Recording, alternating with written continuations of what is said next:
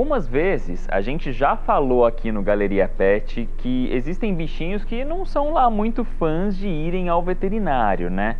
É o caso deste filhotão de husky aqui, ó, que precisou passar por uma coleta de sangue, se assustou e ficou todo choroso, coitadinho. Mas ó, não se preocupa não, tá? Porque tá tudo bem com a saúde dele. O problema deste gato aqui, na verdade, não foi nem passar pela consulta em si, mas sim o remédio que ele teve que tomar depois, em casa. Olha a cara que ele faz quando engole. Pelo visto, não tava gostoso não, né? Já esta chihuahua aqui, ó, tava de boa. Ó os olhinhos fechados. É que ela tava voltando da anestesia depois de um procedimento nos dentes. E mexendo as patinhas assim, ó, dá até a impressão de que ela tava sonhando que tava nadando, né não? A gente ri dessas fofuras, mas sempre precisa falar sério quando o assunto é cuidar da saúde dos nossos pets. É que existem doenças silenciosas que muitas vezes mal dão sinais e quando os tutores percebem, o bichinho pode estar correndo grandes riscos. É o caso da girofilariose. Já ouviu falar? Muita gente também conhece como doença do verme do coração, uma parasitose que afeta principalmente cães.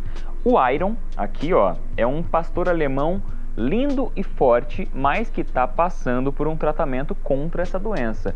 E eu conversei com a Ângela, tutora dele, pela internet. Oi Ângela, tudo bem? Conta pra mim como é que foi que você descobriu a doença do verme do coração no Iron? Nós descobrimos a girofilariose no Iron por conta do exame que os irmãos foram fazer. O Fox e a Gaia foram doar sangue e tiveram que fazer um check-up geral, onde os dois positivaram para a doença. Então teve acendeu aquele alerta e nós tivemos que fazer o exame nos outros. E graças a Deus os outros estão bem, mas o Iron deu positivo. E como que está sendo o tratamento dele? O que ele já fez até agora? Eles tomaram a ProHard e agora vão fazer uso de medicação via oral, né, que é um antibiótico mais o corticoide. No momento eles estão estáveis, então assim, eu me mantenho em contato com a veterinária todos os dias, né? Meu filho trabalha no hospital, então a gente está em contato ali constante e quando precisar eu levo eles lá. Graças a Deus não vai precisar fazer procedimento, né? Foram feitos vários exames antes de iniciar o tratamento. Eles passaram pelo raio-x, pelo ecocardiograma e no eco, graças a Deus, foi excluído a hipótese de vermes adultos no coração, né? Isso seria um agravante, no caso deles, do tratamento. E como que você, tutora dele, está se sentindo agora? Isso foi um susto muito grande, né? Foi um baque muito grande, porque a gente já pensa no pior. Mas hoje, no momento agora, eu estou bem mais tranquila, né? A gente tem uma equipe de veterinários muito competentes para cuidando deles. São 4 veterinários, mais os auxiliares, então assim, eles estão bem assistidos, né? Então isso me tranquiliza bastante, uma vez que 2 dos veterinários que estão acompanhando já cuidam deles desde bebezinhos. Quais alertas que você faz para outros papais, outras mamães de pet em relação a essa doença aí? Fazer check-ups anuais ou semestrais. Tá sempre de olho, né, no seu pet, em qualquer sintoma, em qualquer sinal de diferente que ele venha apresentar. Se não fosse esse exame que eles fizeram para doação de sangue, eu não ia saber que eles estavam com essa doença. Normalmente, quando apresenta qualquer sintoma da doença, né, que é tosse, falta de apetite, cansaço no extremo, o pet já está num estágio mais avançado da doença. Às vezes a gente precisa pecar pelo excesso, né, do que pela falta. Doença do verme do coração, o próprio nome já diz, né, que vai ter que ser acompanhada de perto por um médico veterinário, de preferência um cardiologista, como é o Dr. Guilherme, que trabalha com isso e acompanha alguns casos, né, doutor? Mas para quem nunca ouviu falar, o que de fato é algo assim que nem todo mundo tem contato, nem todo mundo descobre a existência e muitas vezes, infelizmente, quando o bichinho já está doente. O que é a doença do verme do coração? O termo técnico para essa doença é girofilariose, né, que vem do nome do verme que é a Dirophilaria imitz, né? Que é um verme que ele é transmitido por mosquito. Esse verme, ele se aloja, a gente fala verme do coração, né? Mas esse verme, ele acaba se alojando em uma artéria que sai do coração, que é na artéria pulmonar, tá? Mas em grandes quantidades pode ser que até que ele vá para o ventrículo direito, para o lado direito do coração. O mosquito, ele pode picar o paciente hoje e o paciente só demonstrar sinais clínicos Muito tempo depois. 2 anos depois, às vezes até 2 anos depois. Demora muito tempo eles crescerem. Então, às vezes você está fazendo um hemograma de rotina, alguma coisa de rotina, o veterinário que está fazendo o exame, ele percebe as larvinhas no hemograma, e essas larvinhas no hemograma nem sempre vão dar alteração, mostrar alteração no eco ainda. Então, ao meu ver, é o melhor momento da gente tratar, porque se você tem larvinha ali, mas você não tem um remodelamento cardíaco, nem uma quantidade muito grande de alteração nem cardio, nem pulmonar, Quer dizer que ainda dá tempo de você muito mais fácil agir. você tratar. Tratamento com medicamento, tá? Existem situações que você, até em cargas parasitárias muito grandes, que pode ser indicado cirurgia, mas tem que ser avaliado muito de cada caso. Que é muito difícil, né? É algo muito delicado, né? O ideal seria ter esse acompanhamento veterinário de rotina para ficar sempre de olho nos exames. Sim. Mas vamos supor que o tutor não teve essa precaução e acabou descobrindo essa doença já num estágio um pouco mais avançado. Que tipos de sinais, de sintomas o bichinho já vai começar a apresentar? Principalmente desmaio, tosse, pode ter uma certa dificuldade respiratória, dependendo da situação do coração, já pode ter acúmulo de água na barriga, tá? Que é ascite, o termo técnico. Então é basicamente essas alterações, principalmente alterações respiratórias. Por ser uma doença que é muito mais comum a gente ter em áreas litorâneas, porque a área litorânea ela é propícia para o desenvolvimento do mosquito, tá? Claro que a gente está vivendo hoje a questão da dengue e tudo mais. Porque o mosquito é o Aedes aegypti, né? Na verdade é uma série de outros mosquitos tem outros, mas o Aedes ele também é um dos. Sim. Né? Se é um paciente que vai sempre para a praia, o ideal é fazer a injeção, que é a vacina, que ela é anual, tá? E para pacientes que não vão sempre para a praia, que eu vou descer para a praia com os meus amigos, eventualmente, existe vermífugos por via oral que você pode fazer para eles. A gente está falando de cães, mas é uma doença que pode afetar gatos, outros animais ou até nós, seres humanos? Pode afetar gato também, tá? Nós, seres humanos, a gente considera que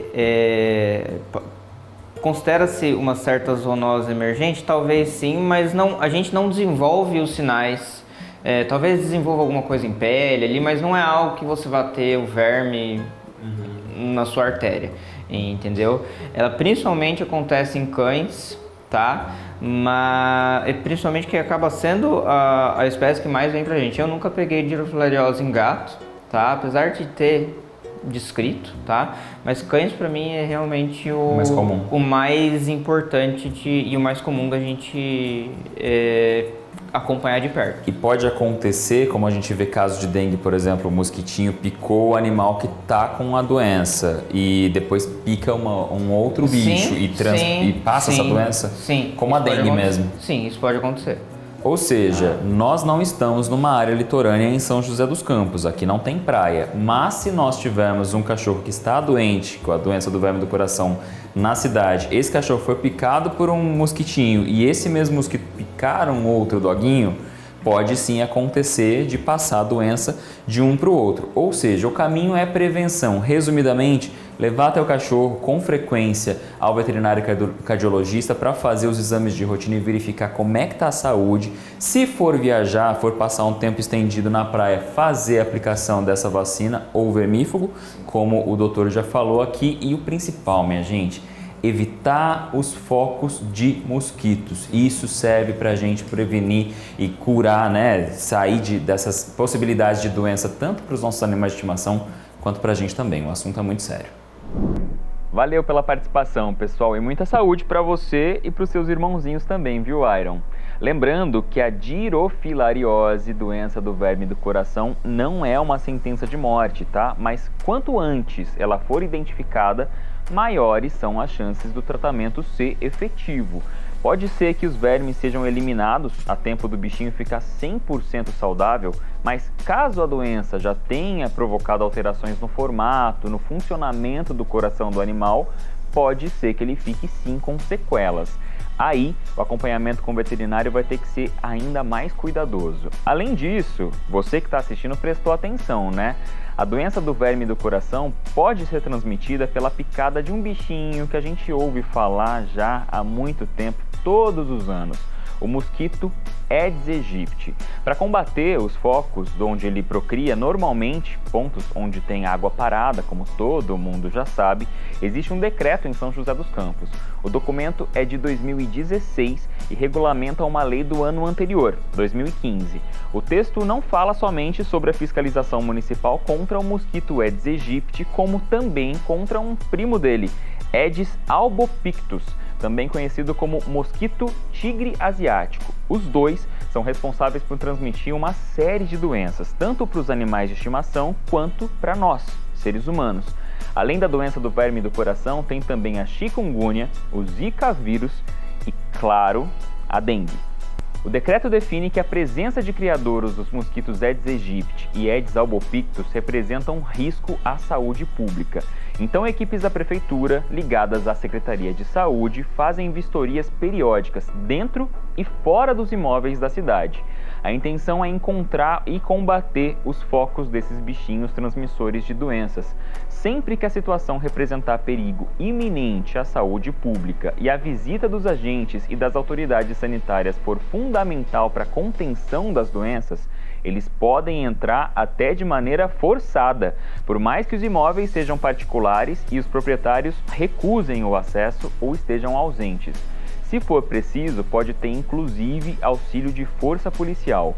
Quem não cumprir as condições previstas no decreto e na lei fica sujeito à aplicação de multa, o que também é previsto numa lei municipal, a de número 5.996 de 2001.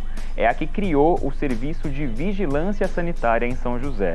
Em casos de pessoas jurídicas, além da multa, a reincidência pode implicar até na suspensão temporária do alvará de funcionamento.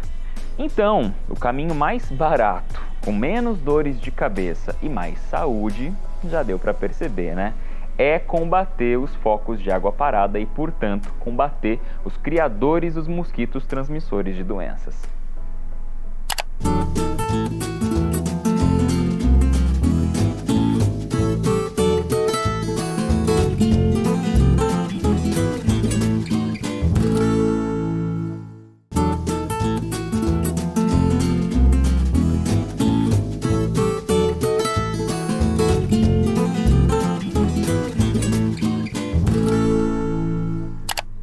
Como é que os seus pets se comportam quando vão ao veterinário? As consultas geram medo em alguns, outros ficam animados porque gostam muito dos médicos que fazem o atendimento.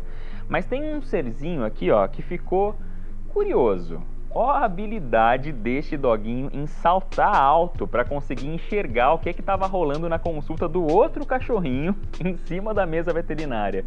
Pena que o vídeo acaba antes da gente saber como é que ele se comportou na vez dele ser atendido, né? E este gatinho aqui, ó, minha gente, repara como ele tá se movimentando ali devagarinho, meio desajeitado. É que ele ainda estava voltando do efeito de uma anestesia que ele recebeu na clínica. E apesar de ainda não estar muito entendendo o que estava rolando ao redor dele, estava tudo certo com a saúde, tá? Não se preocupa não. Em todo caso, quando os assuntos são o bem-estar e principalmente a imunidade dos gatos, é bom os tutores ficarem bem atentos. Existem doenças silenciosas que afetam os bichanos e podem ter consequências graves, e eu vou destacar duas aqui: a FIV, o vírus da imunodeficiência felina, doença também conhecida como AIDS felina, e a FeLV, o vírus da leucemia felina.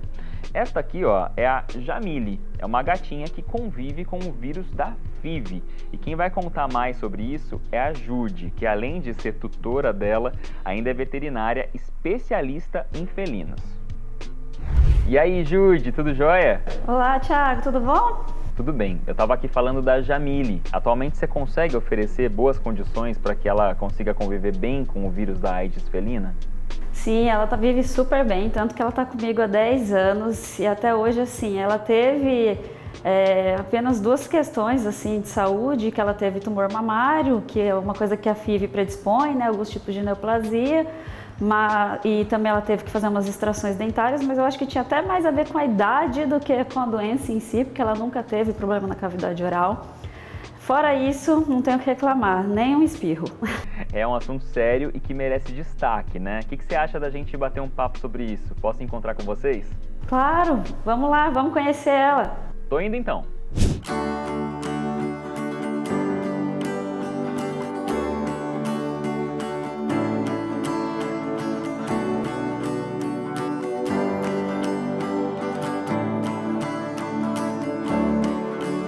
Quando a gente resolve adotar um bichinho, não interessa se vai ser um cãozinho, um gatinho, seja ele qual for, a gente tem que levar em primeiro lugar em consideração a qualidade de vida que a gente vai oferecer para esse bichinho. E ainda bem, graças a Jude, a Jamile tá tendo uma vida realmente cheia aí de cuidados, de zelo, né? Agora ela tá aqui dentro da caixinha, que ela tá meio tímida, mas se ela quiser sair, ela sai. E de qualquer forma, vocês vão vendo imagens dela aí ao longo da nossa conversa. Mas quero falar sobre como essa história começou, né, Jude? Vocês se encontraram por acaso. Isso, a gente se conheceu, né, se encontrou na beira da Dutra. Eu trabalhava em Guarulhos na época e sempre pegava um ônibus e passava por um ponto de ônibus em Guararema. E eu vi essa gatinha, e como eu já tinha 2 gatinhos em casa, pretinhos também, eu fiquei, ai meu Deus, eu ficava pensando nisso. Apaixonou. Apaixonei. E um dia, nessa ida e vinda, o meu ônibus quebrou. Justamente bem lá. nesse ponto. Falei, não, essa gata tem que ser minha. Era um sinal. Era um sinal. Acabou levando e aí começou uma rotina de cuidados. Você já tinha outros gatos. Isso. Então, antes de colocar a Jamile junto com os outros bichinhos na sua casa, tem toda uma série de preocupações. Exatamente. O que, por exemplo? São as principais. Eles não podem ter contato, não só pelas doenças que a gente vai falar hoje, que é a FIV e a FeLV, mas outras doenças também que são transmissíveis. Então, o ideal quando a gente pega um gatinho novo da rua é fazer uma quarentena, tá? De pelo menos 6 semanas para testar para FIV e para FeLV. Então, eu deixei ela separada, no lugar fora de casa, lá no quintal que era telado, e os meus gatinhos para dentro. E nisso eu levei ela no veterinário, que eu não tinha feito veterinária na época ainda. E aí eu pedi o teste de FIV e FeLV para saber se ela tinha algum desses retrovírus. E o que deu? Deu que ela é FIV positivo, que ela tem o vírus da imunodeficiência felina, que é semelhante ao HIV. É, a gente popularmente chama de AIDS felina, exatamente. né? É bem parecido justamente por ser um retrovírus e causar uma imunossupressão. E aí você com certeza já adotou um outro comportamento ao tratar a Jamile. Não que você fosse discriminar de maneira nenhuma, mas você entendeu que ela precisava de alguns cuidados diferentes. Sim. O ideal, nos casos de FIV e FeLV, é você segregar o animal, é ele realmente não ter contato com outros animais. Porque para não transmitir essa doença. Aqui a gente já tem um índice bem alto e isso tem crescido ainda muito, além de todo um cuidado que você tem que ter na saúde desse animal. Como eu disse, ele vai ter uma imunidade mais debilitada. Então ele precisa de vacina sempre, ele precisa de uma alimentação muito boa, ele precisa de um ambiente com enriquecimento ambiental, ele não pode ter estresse. E foi ficando, aí 2 meses depois veio os presentinhos. Você já adotou ela prenha? Já adotei ela prenha, foi o tempo certinho, 2 meses. E quando a gente fala de HIV em seres humanos, tem algumas questões, né, que a gente sempre escuta falar. Primeiro, a respeito da transmissão via sexual e segundo, de passar, né, de mãe para filho, no caso de uma gestação. Para gato, é a mesma coisa? É a transmissão da mesma forma? Ou, de repente, esses bebês que ela tinha acabado de ter estavam também correndo o risco de ter o vírus? Olha, eles corriam risco sim, mas é um risco mínimo, tá? A transmissão transplacentária e pelo sêmen também é bem rara. Então, assim, só se esse gato que estiver doente tiver com uma carga viral muito, muito alta, senão esses filhotes provavelmente não vão ter. No caso do ato, né, do sexual, mais provável que ela pegue pela mordida, que é comum, né, entre eles, do que pelo sêmen em si. A FIV, ela vai passar, a gente fala entre aspas que é a doença do gato inimigo. Ela depende da mordida. Esse gato doente, ele vai morder o outro gato e essa saliva em contato com o sangue que ele vai passar a doença. Então precisa da mordida, dessa inoculação. Passa sempre pela mordida? Pela mordida. Entendi. Tá? Existem essas outras, mas são mais difíceis, como a transplacentária, o sêmen, mas são mais raras. E a FeLV, que é a leucemia, né? A FeLV é o vírus da leucemia felina, ela é diferente. A gente já fala que é o vírus do gato amigo. Por quê? Porque além da mordida, pode ser também, qualquer contato com secreção, com saliva, ele pode passar. Então, um gatinho lambendo, o outro gatinho. E eles têm esse hábito? Isso, aí vai lamber nessa região onde tem mucosa, narizinho, olho, tem hora que você vê língua com língua, comer no mesmo pote, usar a mesma caixa de areia. Quer dizer, algo que é totalmente da natureza deles que pode estar transmitindo o vírus. Isso, passa muito mais fácil. Mas são vírus assim que também morrem fácil, por serem esses retrovírus. Então assim, se você limpar com detergente comum, você já mata esses vírus. E se esse vírus também, ele estiver seco, ele já morre também. Então ele depende de um lugar úmido. Mas uma vez que o animalzinho ficou doente, contraiu o vírus, tanto FIV quanto FeLV, não tem cura. Não tem cura. É pro resto da vida. O que a gente vai fazer? A gente vai evitar, a gente vai, na verdade, cuidar dos sintomas, dos sinais assim que isso vai acarretar. Por exemplo, no caso da FIV, ela é uma doença mais tranquila. No começo ele vai fazer uma viremia, isso pode causar febre, uma anorexia, uma apatia, mas isso são sintomas assim inespecíficos, né? Que provavelmente, como ele brigou, ele está com machucado, ele está com abscesso, então você pode até confundir, pô, será que isso é do abscesso, né? Então assim, por isso a importância de sempre testar. E aí depois que ele passa por essa viremia, muitos deles ficam assintomáticos pro resto da vida. Tem estudos que falam que até que a vida de um gato com FIV positivo, se ele for bem cuidado, como a gente já falou, sem estresse, com uma alimentação boa, com cuidados paliativos, ele vai ter uma vida igual a um gato normal, a grande maioria. Mas o gato assintomático ainda assim consegue transmitir? Consegue transmitir. Então tem que tomar cuidado. Tem que tomar cuidado, exatamente. A gente está falando muito de cuidados depois que vem o diagnóstico, mas existe alguma maneira de prevenção? Sim. Como que a gente previne? Testando e vacinando. O que é isso? Existem testes, tá? São testes rápidos que a gente chama, que nos dois eles já testam para FIV e FeLV, tá? Então aquilo que eu te falei, peguei um gatinho, preciso esperar 6 semanas, tá? Você pode testar ele na hora, mas ideal retestar 6 semanas depois, porque esse gatinho, se ele teve contato com a doença nesse dia, ele pode dar um falso negativo. Se ele não é positivo, vacinar contra a FeLV. Infelizmente aqui no Brasil a gente não tem da FIV, só tem a vacina da FeLV. E se ele for positivo, segregar. Tem muita gente que ainda fica com medo, com receio e até preconceito para adotar esses animais. Você que é uma pessoa que não tem esse preconceito, não à toa tem a Jamília aí na sua vida, o que você diz para essas pessoas? Olha, primeiro que essas doenças são espécies específicas, não passam para os humanos e que eles vão ter uma vida, quando bem cuidados, uma vida normal. Sim, no caso da FIV, principalmente, na FeLV talvez com mais intercorrências, mas com aquele cuidado que a gente tem que ter, independente do animalzinho ter uma doença prévia ou não. Levar no veterinário com frequência, uma alimentação boa, a vacinação, uma vida sem estresse. Então, assim, é o normal, é o cuidado que todos os animais devem ter na vida, né? E já que tá tudo bem, tá bem cuidada pela mamãe, vamos fazer uma selfie. A gente tirou ela da caixinha, vamos fazer uma selfie com ela aqui pra nossa galeria. Obrigado pela participação, pessoal, e muita saúde sempre pra você, viu, Jamile? Ó, eu quero aproveitar a deixa para falar sobre um assunto que já foi pauta aqui no Galeria Pet, mas que nunca é demais reforçar: vacinação.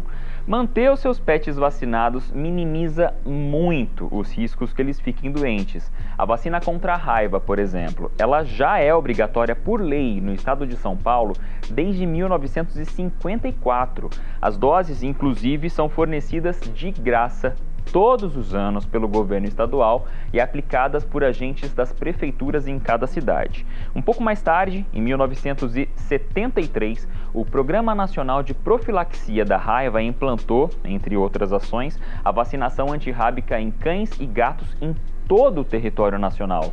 Em São José dos Campos, uma lei de 2016 autorizou a prefeitura a incluir as vacinas V10 para cachorros e V4 para gatos no programa de vacinação de animais de estimação do município. Esses imunizantes são muito importantes porque eles protegem os bichinhos de uma série de doenças virais. Ainda assim, vale lembrar, tanto a V10 quanto a V4 não são disponibilizadas de graça e cabe aos tutores buscarem as doses junto às clínicas veterinárias. E essa discussão sobre quais vacinas devem ser obrigatórias para os nossos pets continua, viu? No ano passado, um projeto de lei foi apresentado na Câmara dos Deputados com a intenção de tornar obrigatória também a vacinação de cães e gatos contra a leptospirose no Brasil todo. O texto ainda vai ser analisado e, se aprovado, o descumprimento da medida vai sujeitar o tutor do animal a algumas consequências. Advertência na primeira infração, multa de R$1.000 a R$10.000 em caso de reincidência e a perda da guarda do animal quando o descumprimento for persistente e coloque em risco a saúde pública. A gente não precisa deixar chegar a esse ponto, né, minha gente? É só cuidar bem da saúde e do bem-estar dos nossos bichinhos e tá tudo bem. É com essa mensagem que eu me despeço de vocês por enquanto. Até o próximo Galeria Pet. Tchau!